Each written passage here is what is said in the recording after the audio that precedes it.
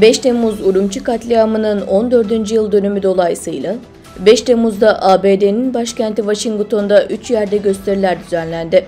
Çin karşıtı protestonun ikinci ve üçüncü noktaları Washington'daki Çin Büyükelçiliği ile Beyaz Saray önünde gerçekleştirildi. Washington'daki Çin Büyükelçiliği önünde düzenlenen protesto, Dünya Uygur Kongresi, Amerikan Uygur Akademisi, Uygur Hareketi ve Uygur Araştırma Merkezi tarafından ortaklaşarak düzenlendi. Protestoya Washington, Virginia ve Maryland'da yaşayan bazı Uygurlar, Kazakistan'dan Uygurlar ve bazı Çinli demokratlar katıldı. Beyaz Saray önündeki mitingi Doğu Türkistan Uyanış Hareketi Teşkilatı organize etti. Washington City, Virginia ve Maryland'da yaşayan Uygur topluluğunun bir kısmı da bu gösteriye katıldı.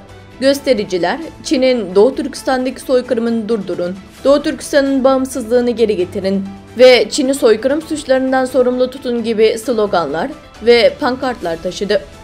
ABD'li siyasi analist ve Dünya Uygur Kongresi Yürütme Komitesi Başkan Yardımcısı Sayın İlşet Hasan, Washington'daki Çin Büyükelçiliği önünde düzenlenen protesto sırasında 5 Temmuz Urumçi katliamının Uygur modern tarihinin bir dönüm noktası olduğunu söyledi. Uygur Hareketi Örgütü üyesi Arslan Hidayet de protestoya katılarak her yıl 5 Temmuz'da düzenlenen protestolarda 5 Temmuz Urumçi katliamının kayıt altına alındığını söyledi.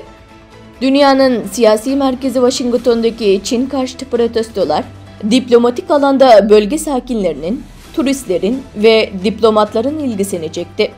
Amerikan Bağımsızlık Günü öncesinde düzenlenen protestolar, ABD-Çin ilişkilerinin en gergin olduğu dönemde Çin hükümetinin ikiyüzlülüğünün Amerikan halkına teşhir edilmesinde önemli rol oynadı.